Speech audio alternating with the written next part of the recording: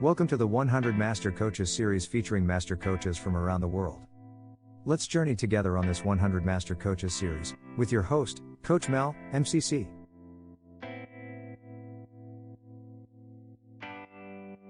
Clare Beckett-McInroy is passionate about co-creating positive transformation in partnership with leaders and organizations through coaching and people development. Clare has coached on the ground in 8 countries and 4 continents, including global billion-dollar family businesses and Fortune 100 companies. Now on to the show.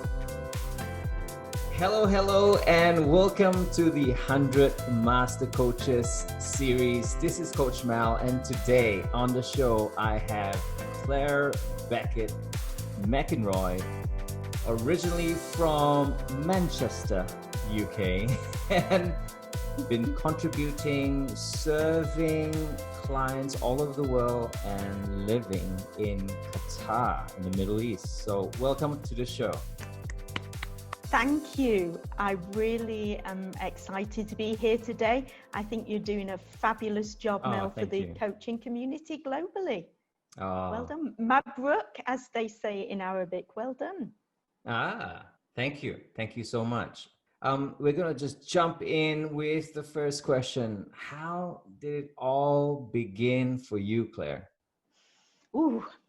So Zubda, bottom lining in a nutshell, originally a teacher of business economics, then I went on to lecturing on MBA programs and got my master's and PhD.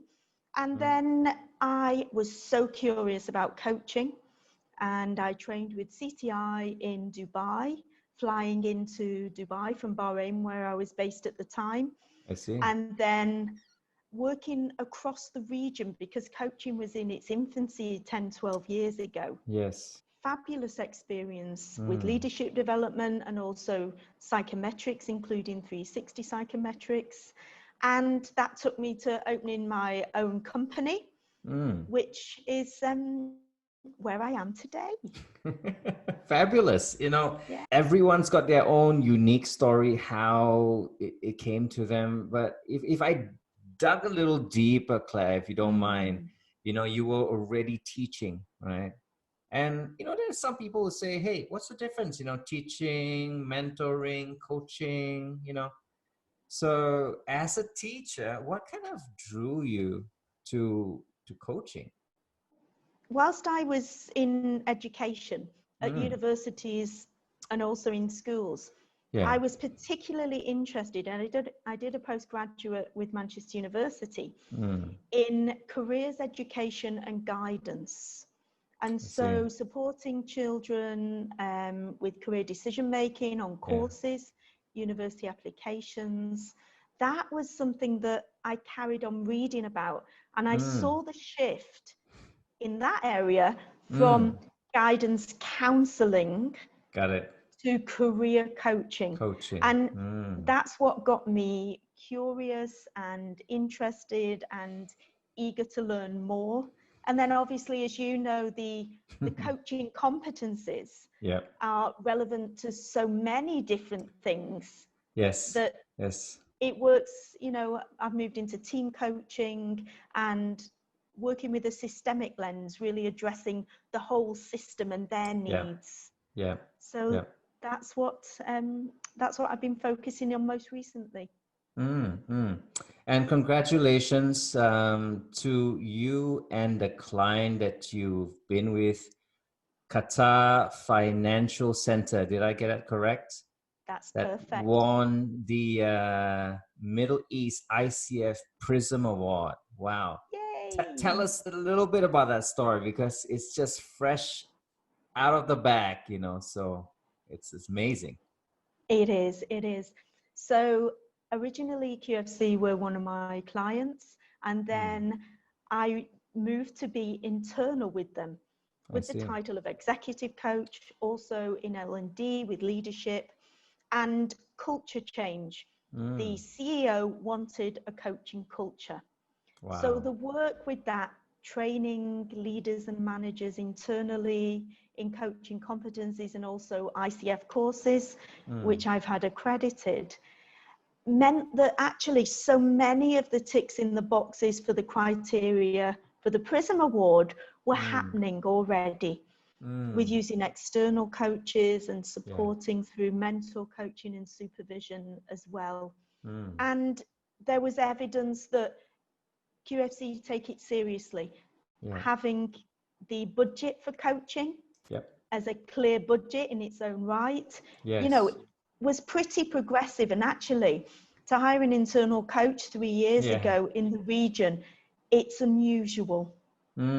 So fabulous journey, obviously major team effort and buy-in and support from the top.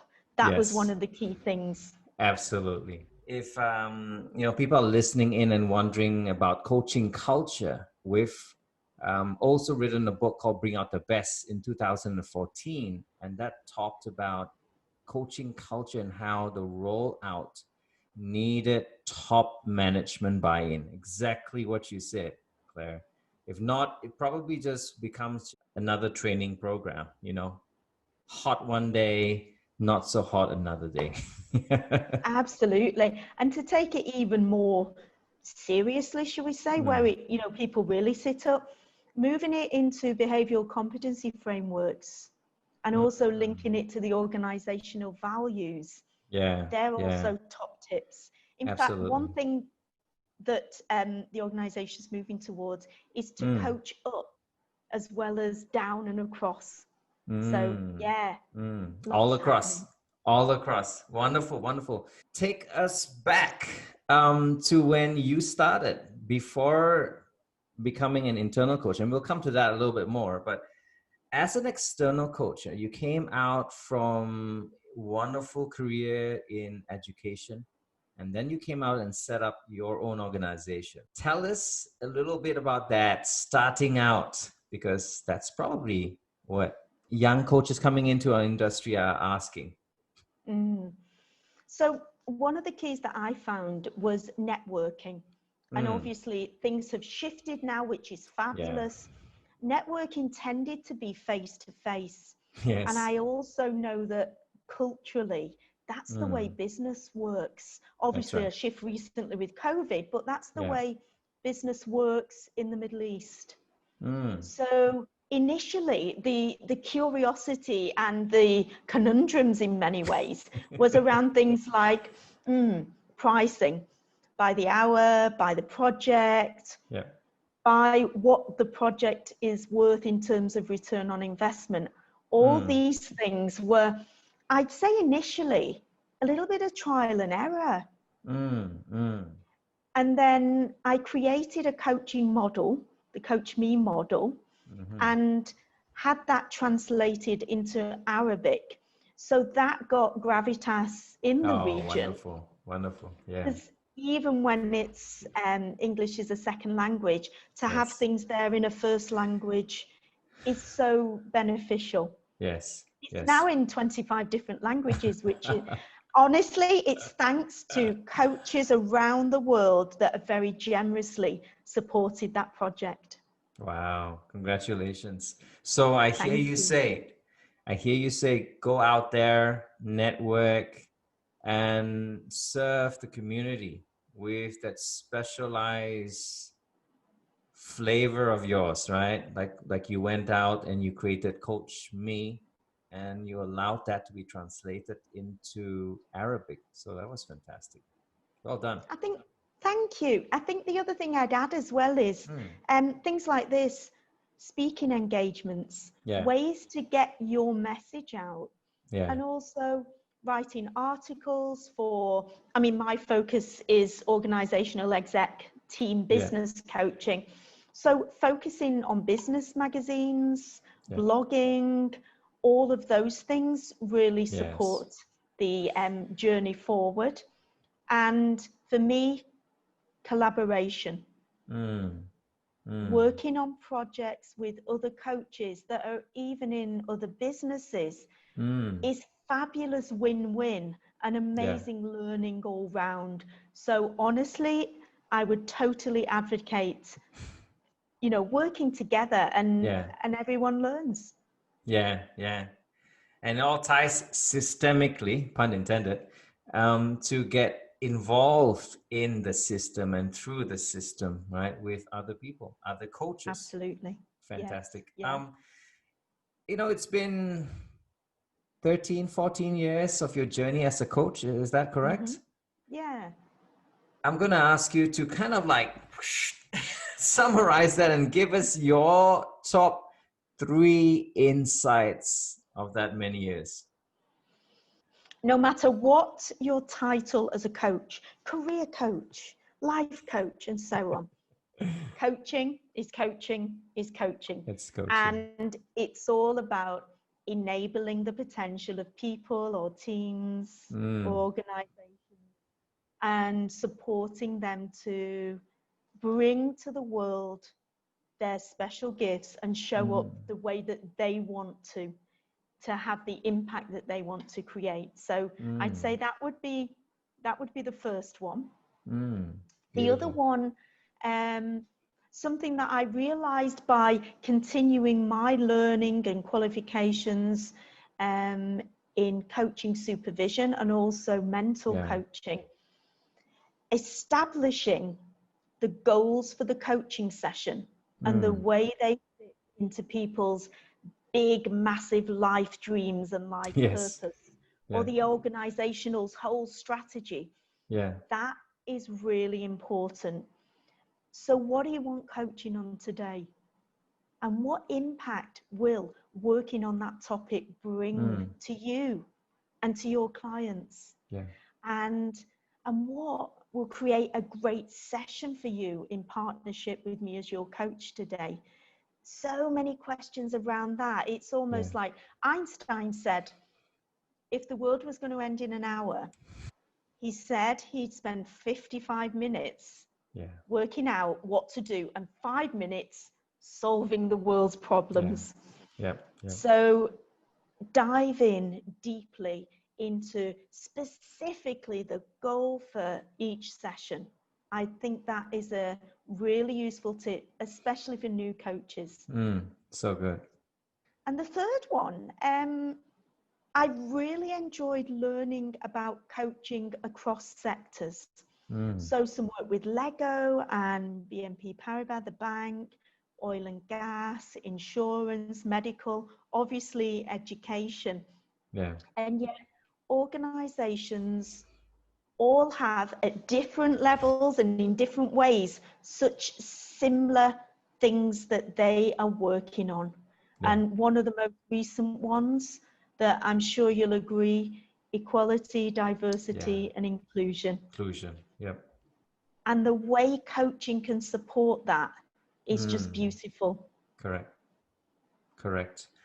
Wow, said so beautifully and brought back the important, I wouldn't even say key themes, because it's always been there, right? It's just now coming up because we are now becoming more and more brave to step out and say, that's not going to work that way. And let's find a better way to do it. So well done. Well done. I'm also curious, you said just now the importance of credentialing, the importance of supervision. And I noticed that you're an MCC with the ICF and also with EMCC. You're, of course, a master practitioner over there as well. Tell us the background story behind that. Why the need for those two associations? So I'll throw the other one in as well. I'm also a member of Association for Coaching. Okay, AC, wonderful. Originally stronger in the UK and then obviously moved out to the world as well. Yes. So ICF, being in the Middle East, obviously most people, if you talk of a coaching body, that's the one that they think of. Yes. And what I was noticing, even 8-10 years ago, some of the requests for proposals that were out there in the region were asking for PCC or above. So clearly the acronyms were understood, Professional Certified Coach, for those who are not familiar with them, and organizations were realizing the benefit of professionalism in coaching. Yeah. Beautiful. So one thing, before I actually became one of the chapter leaders for ICF, obviously with my background in education, I was supporting on one of the committees with the EMCC for their very first conference in education. Oh, nice. And I was a member of EMCC because I was also mentoring and supporting other lecturers and so forth. And maybe, I know this is true, I'm someone who, learning's my hobby. Yeah. And it took coaching for me to allow myself to actually say that, instead of it being an obsession and a negative thing, it was learning. Yeah. And so keeping abreast of what's going on across the different professional bodies, I found supportive. ICF, I was one of the co-founders in Bahrain and the VP, and then also one of the co-founders in Doha in Qatar, and I'm president here now. And the reason I was also looking at the credentialing or accreditation, because the different bodies use different words, in EMCC, was because I did the professional certificate in coaching supervision with Henley Business School. And to be, once you've got that qualification and the right amount of hours, and you have supervision on your supervision, it's a big journey. To become an accredited supervisor, ICF at the moment do not have that. Yes, understand. So that was my reason for going for accreditation in supervision with EMCC. And during that application, you also become, you know, a coach with them. And so in that respect, the credentialing, I was awarded Master Certified Coach, Master Practitioner with EMCC. Yes. Yeah. And two very different experiences of credentialing as well. One thing I find is, because of my academic background, I love research, and the application for EMCC is sharing the whole experience in terms of creating the model and the research I did around the model, looking at 8 models that, you know, the biggest ones that were out there. And the recognition of the, I've also created the TAP 360, the Team Advanced Profile, which is a team level profile for teams to tap into, map to research on high performance and impact, the team level strengths and development areas. And that's been used by Lego.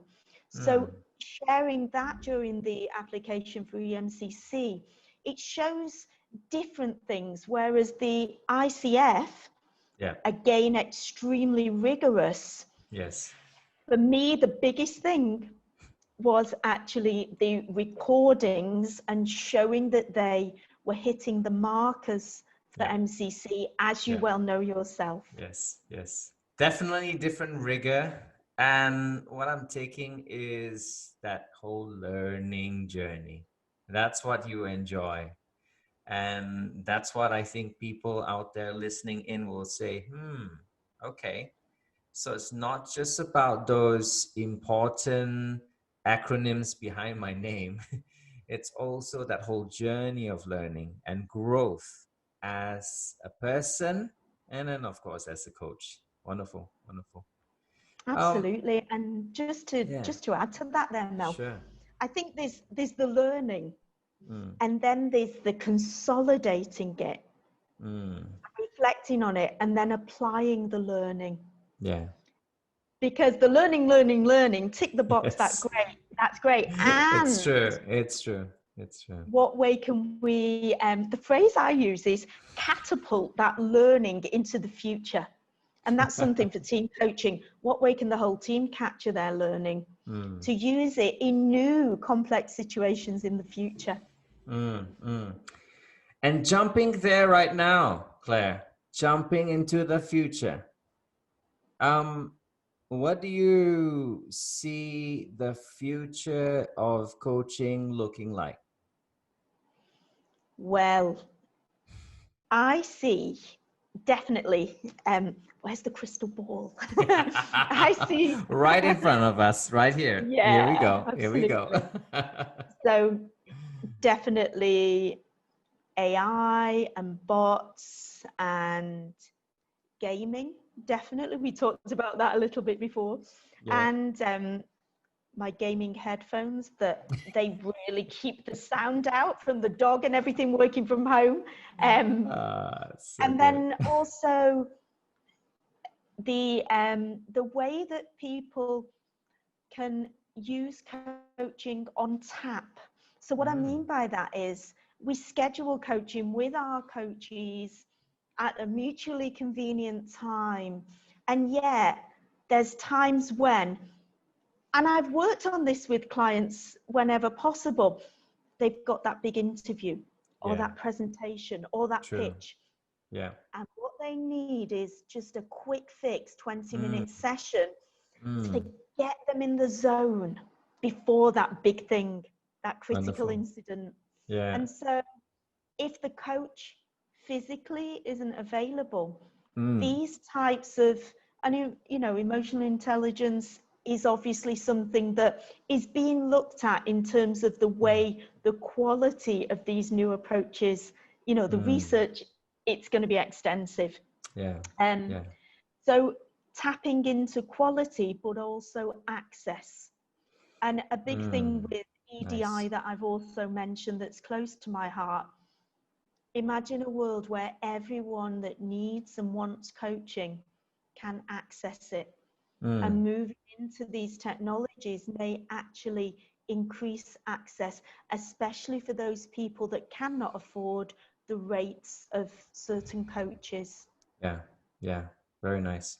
That's the theme that I've been talking about on this show. My definition is democratizing coaching, making it available to the masses. And yeah, Yeah. you're right. You're right, Claire. It can be done in many different ways, right? Accessible even through your mobile.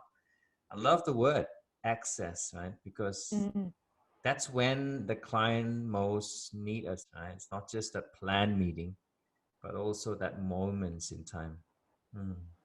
Absolutely. Yeah.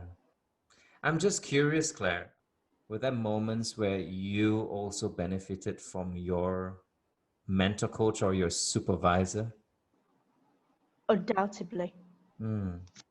The mental coaching that I had working towards MCC, I did way over the required hours because of that learning experience. And I'll be honest, there was a little bit of me was, is that recording quite ready? Maybe I'll just have one more Yes, session. one more. So there was that, yeah. Yes, I know that.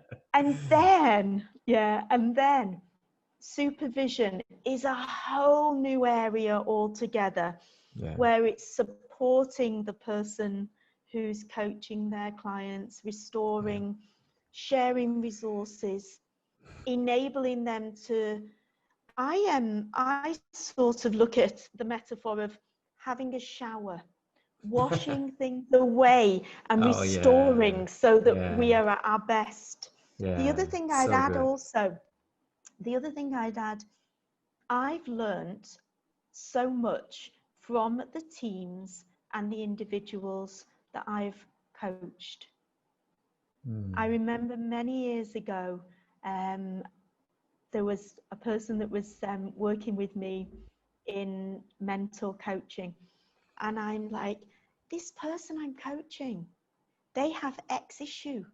And it's my issue as well. And it's almost, honestly, we chatted about it. It's like some gift from the universe has been brought for me to learn as well. And we get paid for it. Yes. What a beautiful role we're in. Yeah. We all need that, right? We all need that little bit of that mirror held up to us in a different angle, because we don't often see those spots in the different angles. Absolutely. those blind spots. Wonderful. We're moving on really fast with time, and we've got 2 more questions to go, Claire. Okay. We're gonna give you a chance to speak to budding coaches right now, right? What would be your master wisdom that you want to gift to them today? It would be this: silence.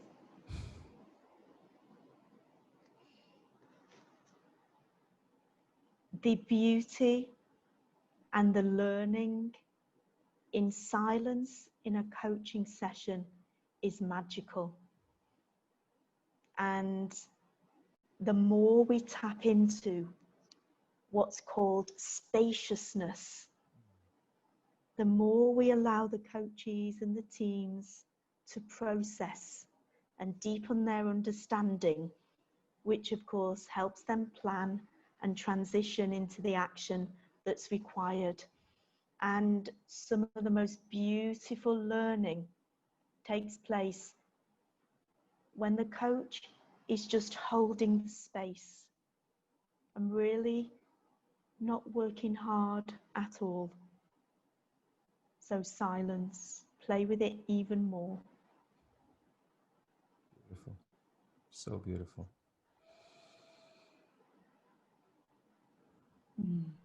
It so helps connection.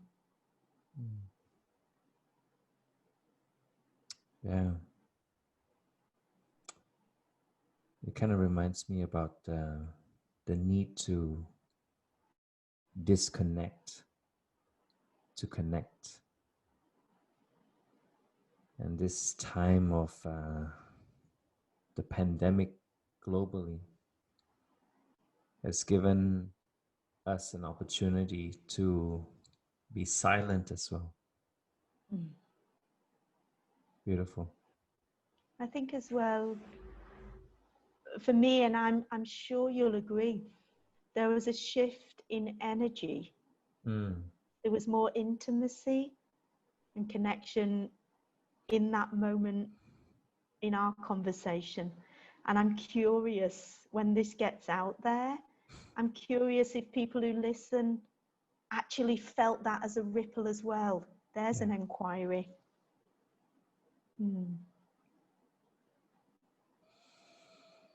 Nice. And as coaches, we ask powerful questions. So, Claire, this is your time to ask the audience that one powerful question. And one of my favorite powerful questions, delivering it in the right way, at the right time, and it does feel right now. Why are you on this earth at this time?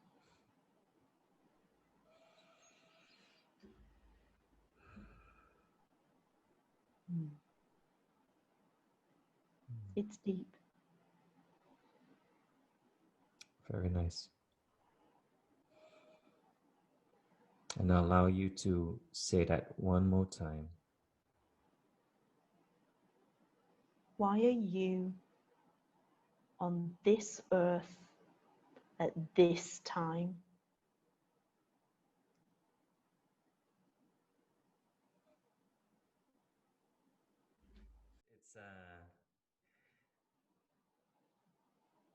It's so unique, right? When we take a different posture, and even right now, as I'm listening to that question, I feel that question come to me. And there's that need to answer it, isn't it? That need to maybe not answer immediately, but to take time to even think through that. And that's what happens in beautiful coaching sessions all around the world right now when questions are asked. Yeah. And for some reason, I'm seeing all the colors behind me. They seem to be standing out right now. And I think it's because questions like that bring in so much. It may be spirituality, it may be religion, and yet the question is neutral and it's non-leading, and it's unique for everybody. There's philosophy in there, so many different disciplines. It's true.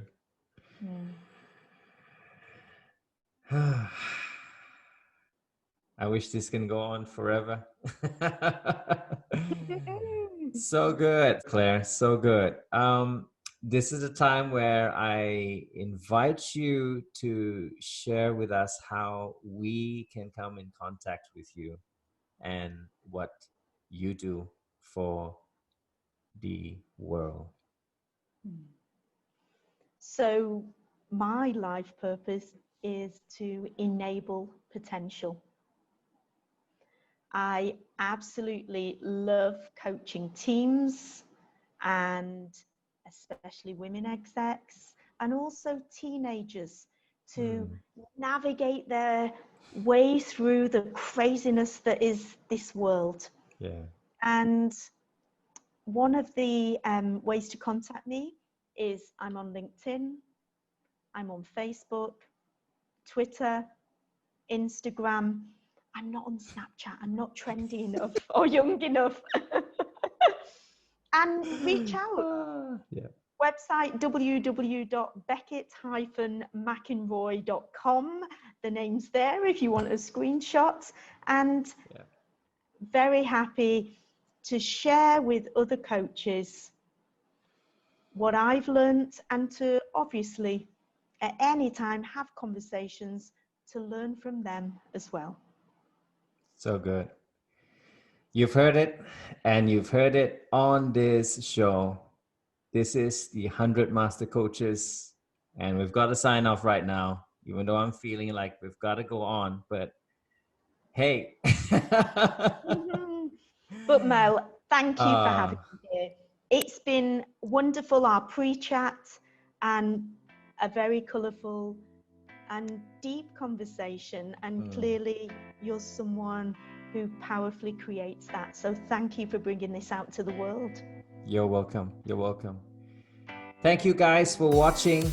All of you out there, this is the 100 Master Coaches with me, Coach Mel, and of course, Claire. There you go. Give her a big hand. Catch you on the next one. Bye. Thank you.